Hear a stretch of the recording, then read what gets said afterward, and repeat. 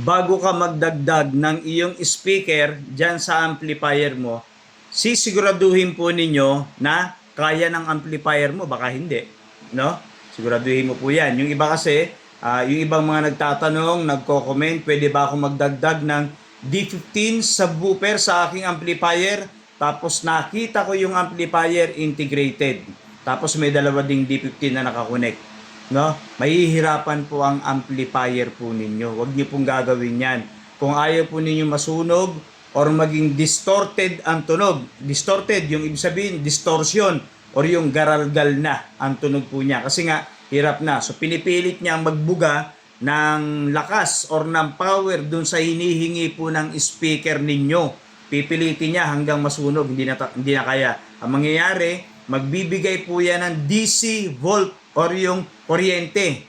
No, DC, kuryente na po yun. So hanggang masunog na yung tweeter or bumigay na po yung amplifier kasi nahihirapan na. Kaya make it sure po na kayang-kaya ng amplifier mo. Okay lang kung power amplifier yan. Yung mga power amplifier talaga na alam mo talaga na may ibubuga or alam mo talaga na medyo mamahalin kung nabili yung amplifier ko. Kaya ng 4 na speaker, D15 or sa isang channel, 2 D15 nakamono, no? Nakalink.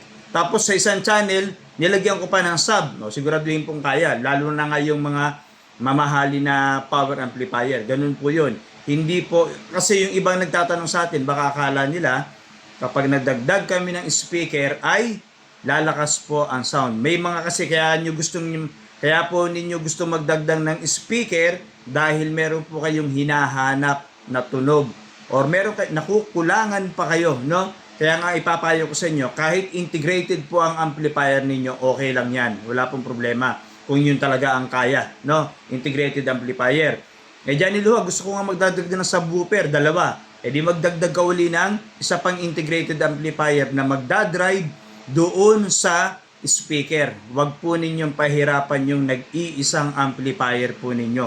Kung ayaw po ninyo masunugan ang amplifier or masunugan ng mga speaker po ninyo. Ganun lang po kasimple yun. Okay lang po sana yung mga speaker ninyo kahit 6 pa yan, pwede. Sabi mo hindi pwede. Pwede. Depende sa speaker na i-connect mo. So halimbawa, naalala nyo ba yung mga speaker natin nung araw, yung mga component speaker, pwede po yun. Or yung mga tinatawag na front right speaker, front left speaker, rear right speaker, rear left, di ba? May mga ganon. Meron pa ngang center, meron pa ngang woofer, yung mga tipo mga ganun katataas, no? Sa isang amplifier, nakakabit yun. Nung araw, ganun ang ginagamit ko. Tipong nasa loob lang ako ng bahay, no? Ngayon kasi gusto palakasan talaga eh. Yung nakikita, lalo na ngayon, nanonood kayo ng mga